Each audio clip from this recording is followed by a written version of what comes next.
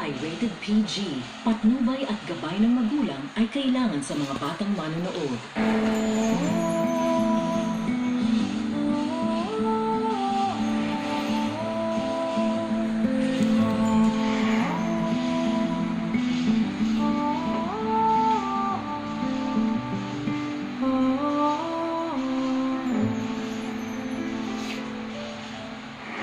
Grabe, nakakashock naman yun. Halos hindi ako nakatulog, ha? So ano, lumaki ba naman siya ng okay? Oo, mukha namang okay siya. Ay, mabuti naman. Ngayon pwede mo nang hawakan ng kamay niya. At makakasama mo na rin siya. Matagal mong pinangarap yun, di ba? Pero hindi sa bahay na yun. Kailangan makabalik si Andre sa lugar na dapat niyang kalagyan. Oh, saan ka naman pupunta? Magluluto ako ng dinner. Ay, naku, wag na. Hindi mo na kailangan magluto, no? Magpa-deliver na lang tayo ngayon. Okay lang yan. Magkwento ka pa, ate. O sige, ganito na lang. Mag-tea tayo habang nagchichika para masaya, di ba? Or gusto mo ng coffee? Green plum tea. Ay, gusto ko rin yan. Gusto ko ng green plum tea. Green plum... Ate, saan nga ba nakalagay yun? Sa ref, pangalawang shelf. Nasa ref pala sa pangalawang shelf. Pangalawang shelf. Ay, naku, hindi dyan. Dun sa loob. Sige, ako na lang. Ay, naku, hindi na. Ito, nakita ko na. Ikaw naman, akala mo ba hindi ko kayang gawin to para sa'yo?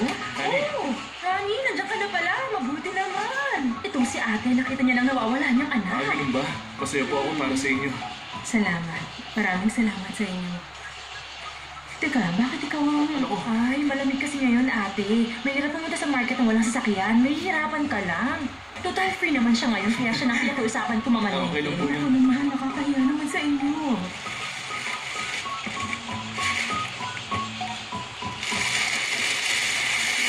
Bakit, ate? Mali ba siya ng binili? Medyo lanta na kasi yung mga gulay. At marami at makapal yung taba ng karne. Hindi mo naman kasi inahas ang pagbili mo eh. Ayan tuloy, puro mali yung mga binili mo. Kahit kailan ka talaga, napakainis ka. Tinanggap ko lang naman kasi kung ibinigay nito sa akin eh. Sino yan?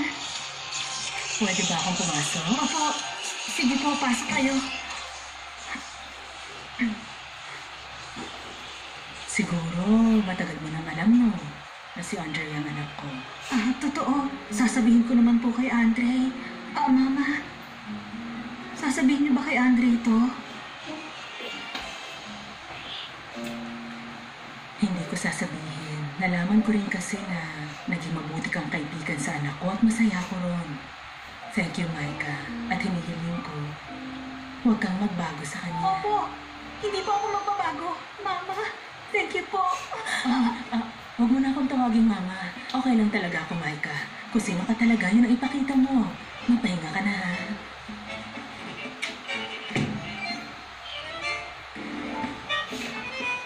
Bakit ganun? Ngumiti naman siya habang kinakausap ako. So bakit ang easy yung feeling ko? Naglagay na ba siya ng space? Sa pagitan namin ni Andre.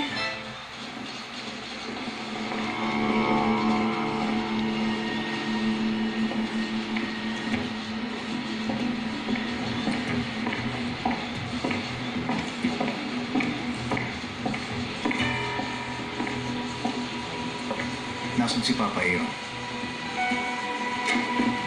Mauna na kayo dun. Siya ba yung tunay na anak ni Chairman? I'm not sure, pero parang siya. Anong ginagawa mo rito? Nandito ba siya ngayon? Sinabi ko na sa'yo noon.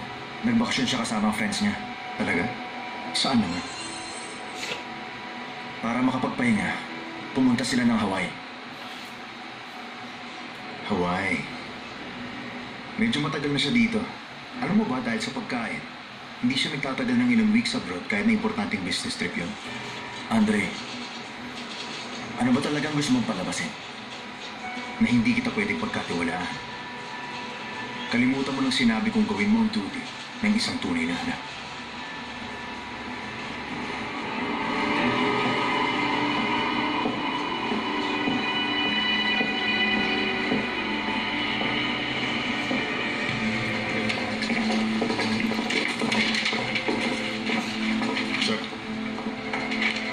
Verify lang namin ang flight records niya. Edison Ho ang name niya. Ang resident number niya, 58110. Oo, confirm.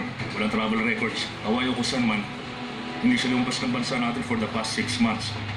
Sigurado ako nandito lang siya.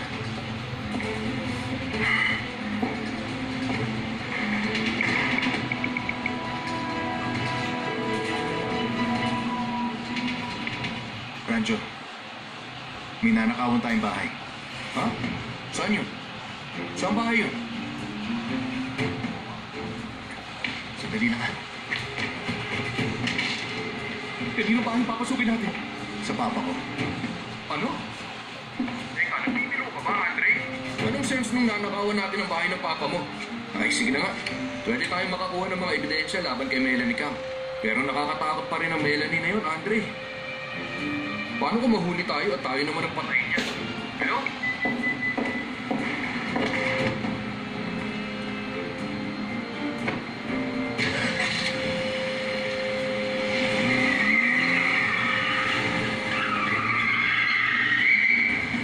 Tutulong din ako, Rancho. Tutulong ka saan? Sa pagnanakaw dun sa bahay. Sa papa ni Andre. Narinig mo ba lahat? Huwag na, mahirap yun. Kahit nasabihin mo, kilala mo yung si Aaron, yung stepbrother ni Andre, at alam mong si Lilian may kinalaman kay Lucille Camp, hindi pa rin pwede. Yari tayo kay Andre pag nalaman niya. Isikreto na lang natin yun. Ano yun, ate? Ha? Meron ka ba kailangang tulong? Sabihin mo lang. Anong gagawin ko kay Lucille, ha? Pwede mo ba siyang invite lumabas mga 2 oras? Mga 2 oras? Alam mo kasi ate, maarte at metikulosong babaeng yun. Hindi siya gaano pumupunta sa mga gathering eh. Kaya medyo mahihirapan akong i-invite siyang lumabas. Pero meron ako naisip na paraan at hindi pwedeng hindi siya lalabas.